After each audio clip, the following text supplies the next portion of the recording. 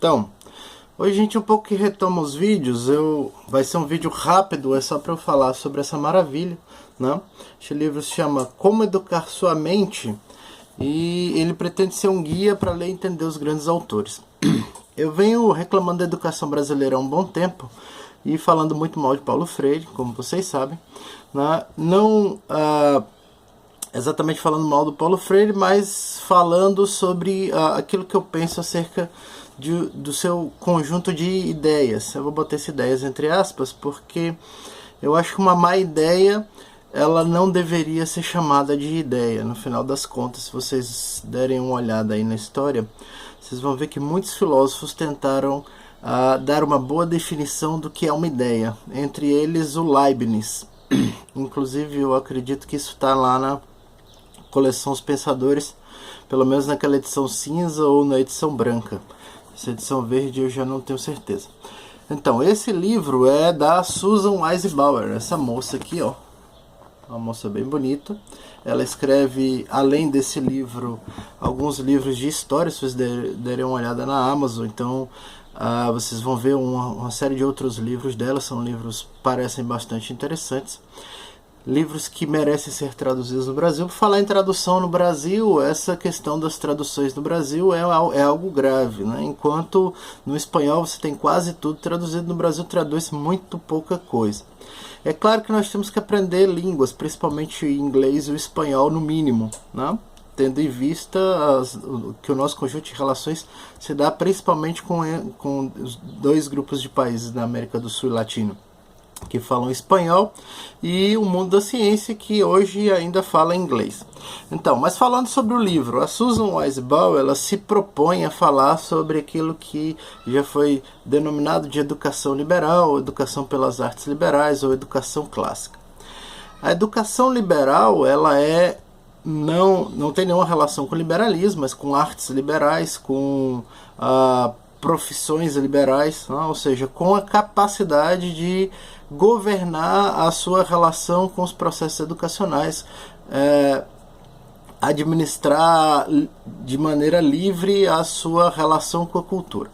Então, nesse livro ela se propõe a tratar sobre isso. Esse livro é de uma coleção chamada de Educação Clássica, da Realizações, que tem outros excelentes títulos, como Ler Livros, A Vida Intelectual do Sertiange, entre outros.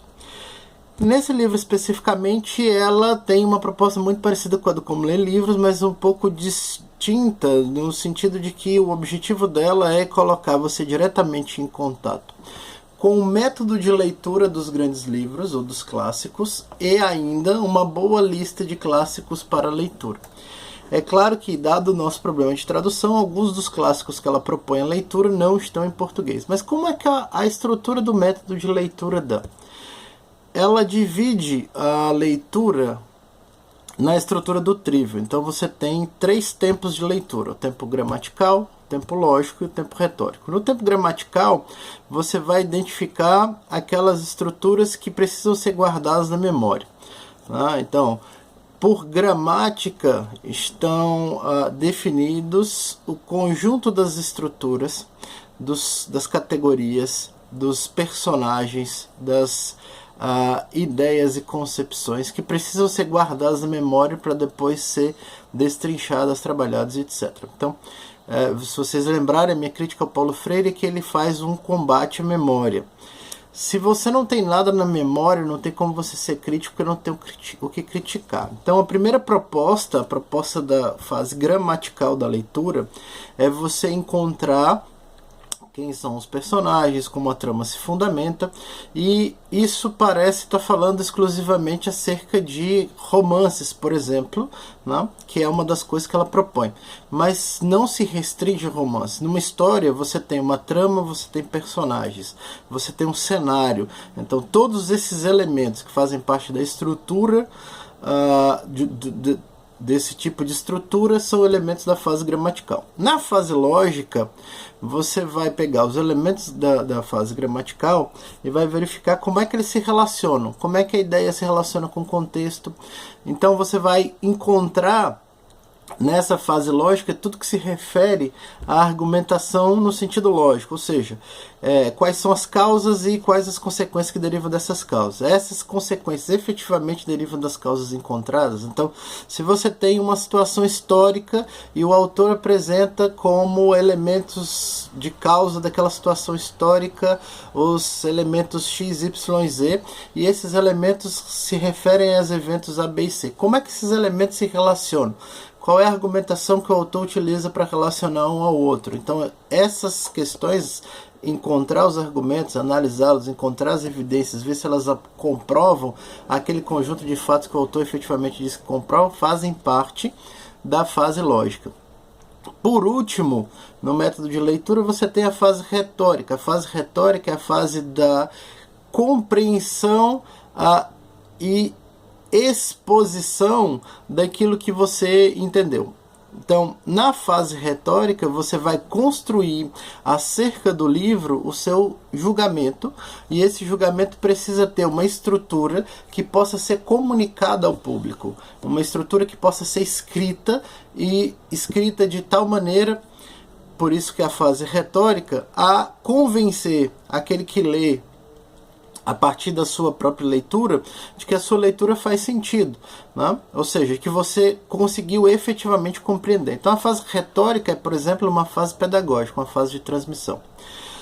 Além disso, além de tratar o método, todas essas coisas que eu falei de maneira muito superficial, ela trata de maneira muito detida, muito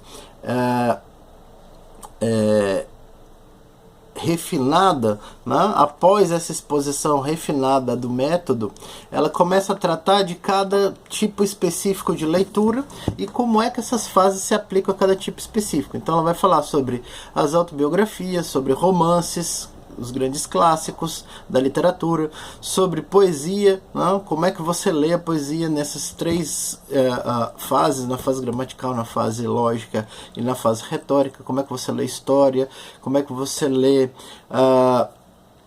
as autobiografias que ela acha que são fundantes em relação ao conhecimento que você precisa ter do mundo, nesse sentido de ter uma educação liberal. Ou seja, a proposta da educação liberal é, portanto, uma proposta de que você consiga construir uma relação direta com a cultura, intermediada pelos grandes clássicos. Então você está inserido dentro de uma cultura, e para você compreender essa cultura, você precisa entender como é que ela se desenvolveu no tempo, como é que as grandes mentes pensaram isso, e para isso você precisa ter uma relação direta com elas através de um método de leitura que te permita ter essa relação, ou seja, participar daquilo que Rutgens, Adler e a própria Susan Bauer chamam de The Great Conversation, a grande conversação. Uma conversação entre você e as melhores mentes do mundo. Se você procurar um texto do Léo Strauss, que se chama O que é Educação Liberal, ele vai estar dizendo exatamente a mesma coisa. Ter uma educação liberal é ser submetido a um método que te permite conversar com as grandes mentes do passado. É isso aí, até o próximo vídeo. Valeu, obrigado.